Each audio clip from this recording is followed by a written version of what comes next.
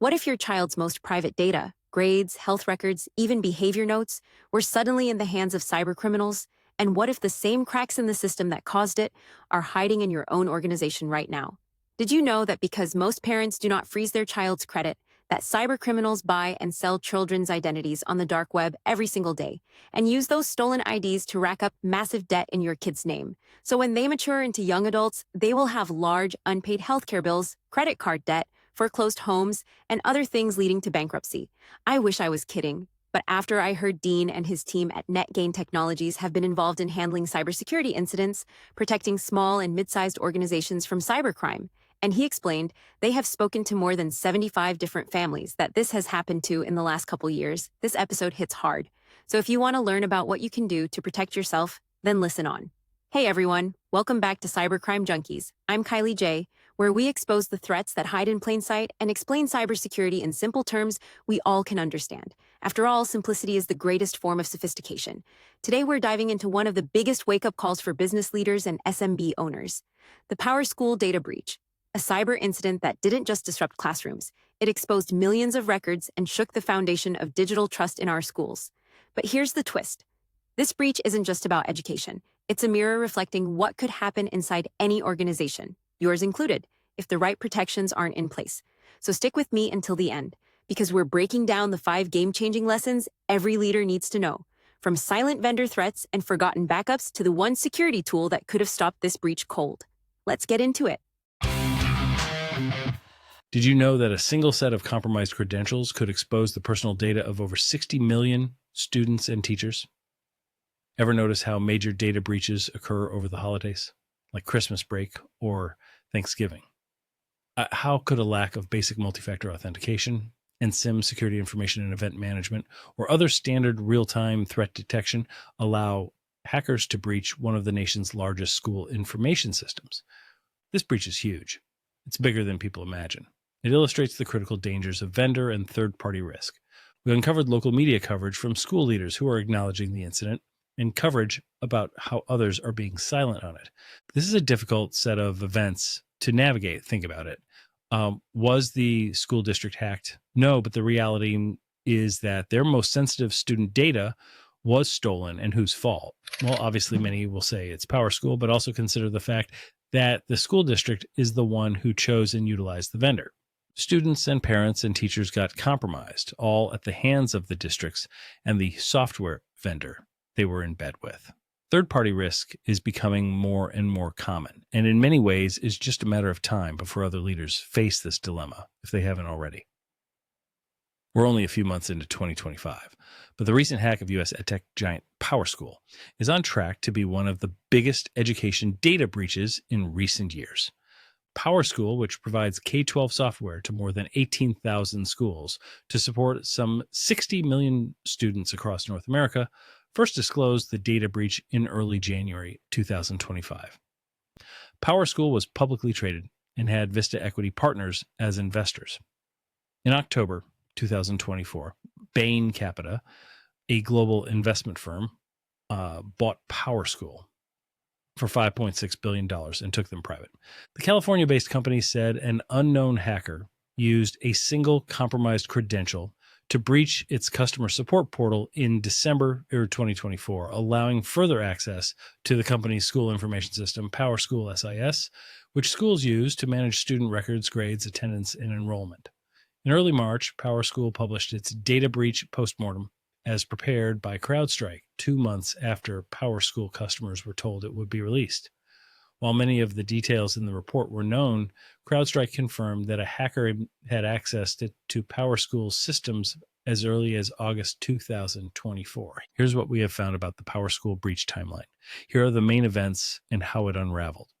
Before August 2024, multiple investigations indicate that the credential used to access PowerSchool's PowerSource customer support portal had been available on the dark web for a considerable time before the December 2024 incident.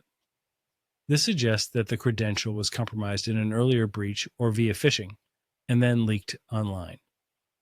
The result, prior credentials of PowerSchool user leaked online. Predating this was a prior breach or phishing. PW reuse is a proximate cause. Once inside PowerSource, the attackers exploited a maintenance tool designed for PowerSchool engineers, allowing them to access Customer Student Information System, SIS, instances. This access facilitated the extraction of data from student and teacher database tables. August 16, 2024, initial unauthorized access occurred, undetected by PowerSchool. September 17, 2024, second unauthorized access occurred, undetected by PowerSchool. All were months before the breach was detected. Between December 19th, 2024 at 23:02:54 UTC and December 23rd, 2024 at 08:04:45 UTC, the threat actor exfiltrated data from the teachers and students tables of the PowerSchool SIS instances for certain PowerSchool customers. December 28th, 2024 on. December 28th, 2024, PowerSchool identified suspicious activity using credentials belonging to a support user, compromised support credentials in their PowerSchool Student Information System, SIS. On December the 29th, 2024, CrowdStrike Services, CrowdStrike, was engaged to provide investigative services and to assess the scope and extent of unauthorized third-party threat actor activity in the PowerSchool environment. CrowdStrike's investigation began on December 29, 2024, and concluded on February 17, 2025. What CrowdStrike did starting December 29, 2024, deactivating the compromised credential, enforcing password resets, restricting access to, and tightening password and access controls for the affected customer support portal. Requiring that access to the PowerSource environment be via a company's VPN, which requires single sign-on and multi-factor authentication. PowerSchool began communicating with customers about the data breach on January 7th, 2025. The breach affected approximately 62 million students and 9.5 million teachers, exposing sensitive information such as special education status, mental health details, and disciplinary records. In response, PowerSchool engaged cybersecurity firm CrowdStrike to investigate the incident and has been cooperating with affected school districts. December/January. PowerSchool paid some form of fee to the attackers to keep the data from being released, which indicates this was an extortionware even. It still remains unknown whether compromise actually occurred prior to August, since logs are not available for CrowdStrike to analyze. So we don't know. CrowdStrike's forensic report found unauthorized activity at the Schoology maker dating back to at least August 2024, with hackers later using the same compromised credentials in the December breach. School district litigation now looms, and over 30 class action lawsuits have been filed, with many citing priceless, pilfered, highly sensitive student and teacher data. March 10th, 2025, CrowdStrike releases their findings and threat report dated February 28th, 2025. They showed the IP that exfiltrated the data was from Moscow, Russia. This leaves all of us with open questions, like, PowerSchool hasn't said how many students or staff are affected. PowerSchool hasn't said what types of data were stolen. PowerSchool won't say how much it paid the hacker responsible for the breach. We don't know what evidence PowerSchool received that the stolen data has been deleted. The hacker behind the data breach is not yet known. It's not known exactly how far back PowerSchool's breach actually goes. When looking at this breach as a whole, we have a few conclusions many in the industry have summed up.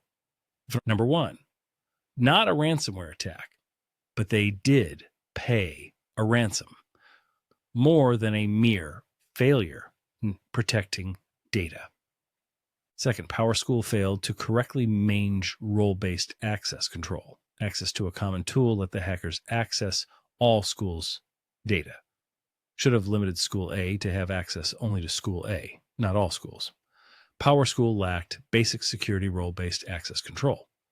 3, no multi-factor authentication. The breached PowerSource portal did not support multi-factor authentication at the time of the incident, a huge error. Fourth, PowerSchool violated principle of least privilege. The fact that stolen credentials granted access to a wide range of data suggests this might have been a company-level credential breach. Such credentials often have broad privilege access for maintenance or support. which, when exploited, can be devastating big time. This points to a lack of proper segregation of duties and principle of least privilege. PowerSchool didn't even know this happened until the threat actor reached out to them 6 days later asking for money. This shows the lack of real-time detection and threat hunting, which should be active and effective. So let's get into what happened. The recent PowerSchool data breach, which came to light on December the 28th, 2024, involved unauthorized access to sensitive student and staff information. The breach was initiated through compromised credentials used to access PowerSchool's customer support portal. While the exact method of credential compromise remains unclear, common techniques include phishing and password reuse, making the credentials available for sale on the dark web.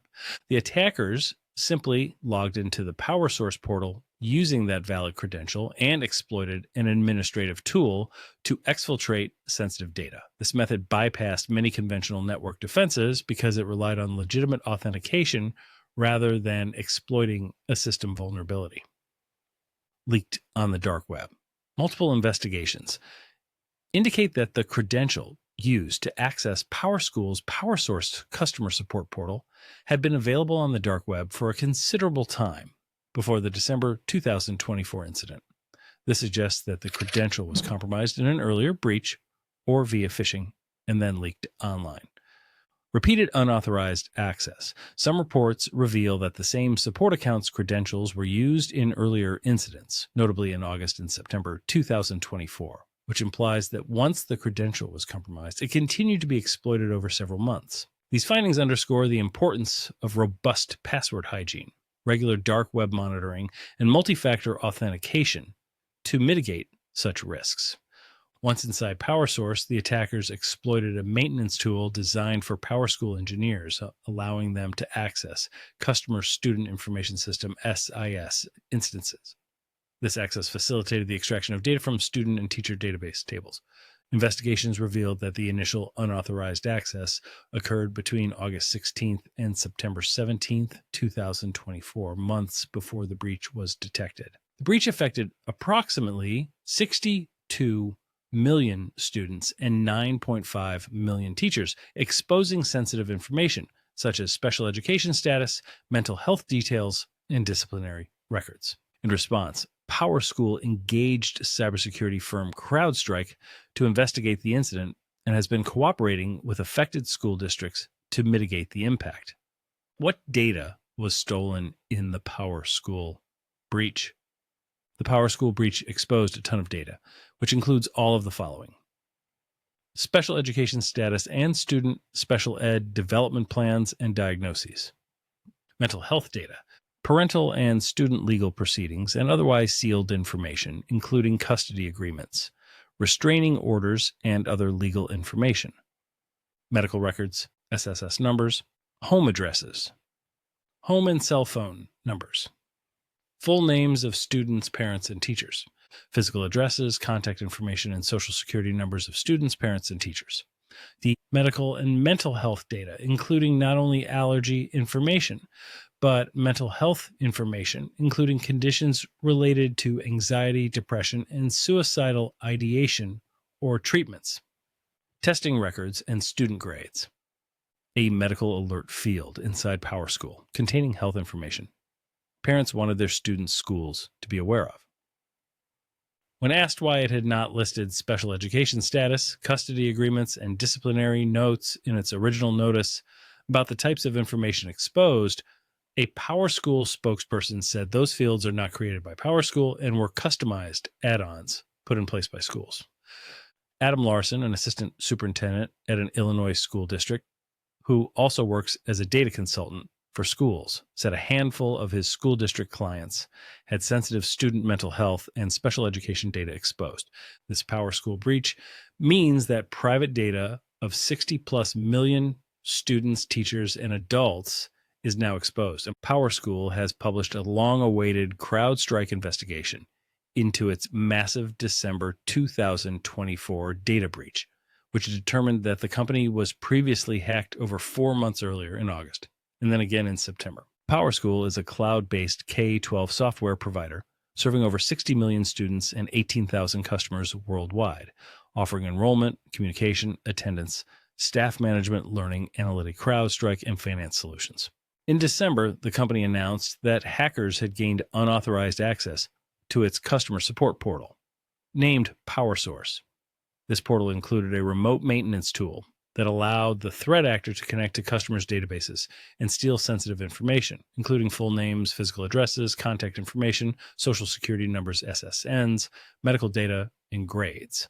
Although the company has not officially disclosed the number of people impacted by this incident, Bleeping Computer first reported that the threat actor claimed to have stolen the data of 72 million people, including students and teachers.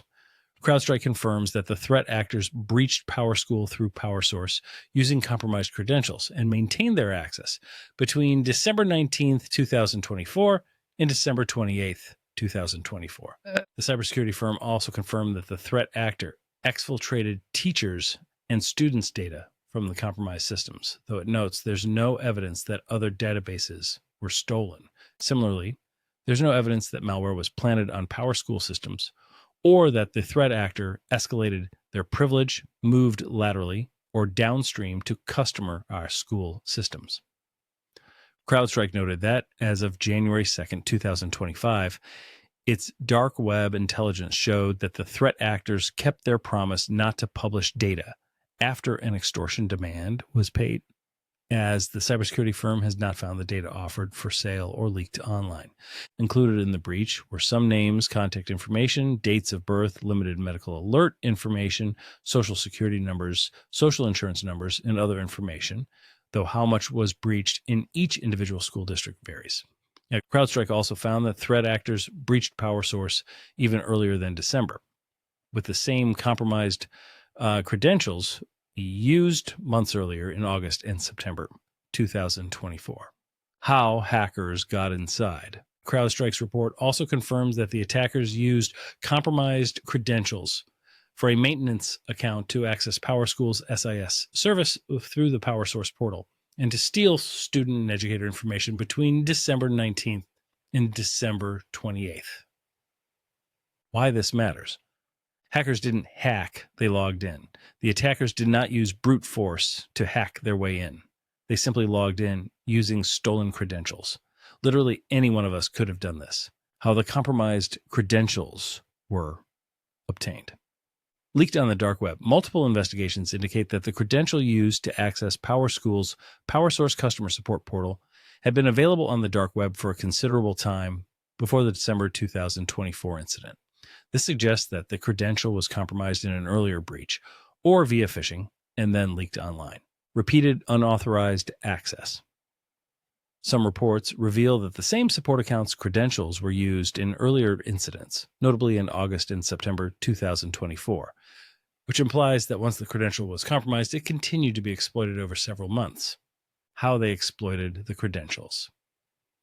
Accessing a privileged support portal. The attackers used the compromised credential to log into PowerSource, a customer support portal that includes a maintenance tool. This tool is designed for PowerSchool engineers to remotely access customer systems for support and troubleshooting. Data exfiltration via built-in export features. Once inside, the threat actor used an export utility within the portal to extract data from specific tables in the Student Information System (SIS) database. The extracted data included personally identifiable information, PII, of students, families, and educators. The technical investigation across multiple sources shows that the breach was driven by a compromised support account credential, likely obtained from a prior breach or phishing incident and later found on the dark web. The attackers simply logged into the PowerSource portal using that valid credential and exploited an administrative tool to exfiltrate sensitive data. This method bypassed many conventional network defenses because it relied on legitimate authentication rather than exploiting a system vulnerability. These findings underscore the importance of robust password hygiene, regular dark web monitoring, and multi-factor authentication to mitigate such risks. Prior breach, using same credentials. Additionally, the report shows that the same compromised credentials were used between August 16th and September 17th, 2024 to access the PowerSchool PowerSource portal, but it does not link the two intrusions. CrowdStrike did not find sufficient evidence to attribute this activity to the threat actor responsible for the activity in December 2024. The available SIS log data did not go back far enough to show whether the August and September activity included unauthorized access to PowerSchool SIS data. The report reads, TechCrunch reports that leading U.S. education technology provider PowerSchool was discovered to have its network compromised months before being subjected to a major data breach in December, which was reported to have impacted more than 60 million students' personal information. Attackers who snuck in on PowerSchool's PowerSource support portal to access its school information system had leveraged support credentials that were previously used to penetrate the same systems from August 16 to September 17, according to a CrowdStrike forensic probe, while additional evidence is still needed to link the intrusion to a particular threat actor due to inadequate PowerSchool log data. What this means. CrowdStrike researchers noted that immediate credential modifications following the August breach could have averted significant data compromise. In other words, had they found the prior two breaches, August or September 2024, or even one of them, in a timely manner, they could have stopped the big one, December 2024, from happening. They can't say with technical certainty that the same hackers logged in during these prior instances. The same compromised credentials were used in all three breaches, though. It's significant that there weren't enough logs to examine, so they don't have the evidence to show one way or the other. This does confirm that hackers used compromised credentials to access PowerSchool's PowerSource portal months before the December 2024 data breach. So let's talk about victim assistance. PowerSchool is offering free credit monitoring for families of students in schools who were impacted by a data breach of its servers. They also face a landslide of individual and class action lawsuits. We will monitor the legal discovery, depositions, affidavits, etc. from these events and update everyone. A perspective on PowerSchool, their battle with transparency. Despite acknowledging the investigation's findings, PowerSchool has neither disclosed the total number of students and faculty members affected by the incident. They have also not confirmed its awareness of the prior two breaches before the CrowdStrike report was recently released in early March 2025, despite being aware. At this time, PowerSchool has still not officially shared the total number of impacted schools, students, or teachers, raising concerns about transparency.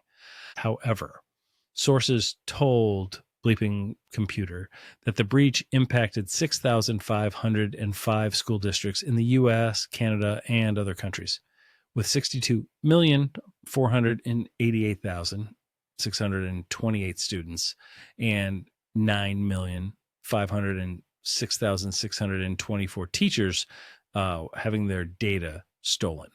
Duty not to harm. The students in districts who made them millions. PowerSchool funded the cybercriminals by paying the ransom. Their belief is that they trusted the attackers and justify this by saying they watched a FaceTime video of the hacker purporting to show him deleting the data.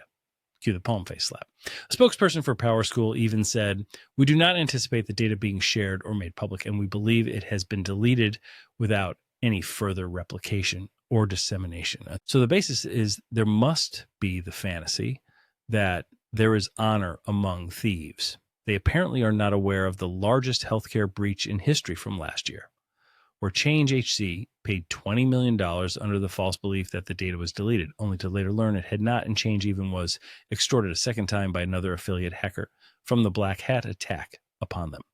PowerSchool acts as stewards of the school district students, just as the school districts do. Their health, mental health, physical safety, and learning rest with them. Today, this includes their education conditions, family information, protected health information, PHI. They owe a duty to the parents to not be negligent. Two big misses by PowerSchool. Our review of multiple sources indicates two key points regarding PowerSchool's security controls at the time of the breaches. Multi-factor authentication, MFA. Lack of MFA enforcement. There's no evidence from the public reports that MFA was required on the PowerSource customer support portal prior to the breach. The attackers were able to use a single set of compromised credentials to gain access, which suggests that the authentication process relied solely on a username and password. Post-breach remediation. In response to the incident, PowerSchool not only performed a full password reset and tightened access controls, but also emphasized improved password policies. However, public details do not confirm whether MFA was implemented afterward or if it was part of the pre-breach security posture. Threat detection and SIEM capabilities. Detection capabilities. The breach was detected on December 28, 2024, which led PowerSchool to immediately activate its incident response protocols and engage third-party cybersecurity experts like CrowdStrike. The existence of system logs allowed investigators to trace some of the attacker's activities. However, multiple reports mentioned that the log data did not extend far enough back to capture all prior unauthorized activities, particularly those from earlier in August and September 2024. SIEM and continuous monitoring. While PowerSchool had some level of logging and monitoring, there is no public confirmation that a robust security information and event management SIEM system was in place, or that advanced threat detection mechanisms were actively flagging suspicious behavior before the breach occurred. Instead, the breach appears to have been primarily uncovered through standard incident detection procedures after unauthorized access had already taken place. In the end, we are left with more questions than answers. At the time of the breaches, PowerSchool's support portal did not appear to enforce MFA, which would have added an additional layer of security beyond just the compromised credentials. Additionally, while some logging and monitoring capabilities existed, there's no clear evidence that they were backed by a robust SIEM system or advanced threat detection solutions that could have proactively alerted the team to the unauthorized access. These likely contributed to the extent and duration of the breach. Thanks for listening, everyone. We will keep you updated as this story develops.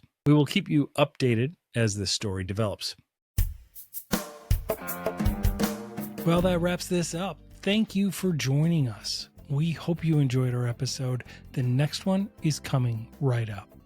We appreciate you making this an award-winning podcast and downloading on Apple and Spotify and subscribing to our YouTube channel. This is Cybercrime Junkies, and we thank you for watching.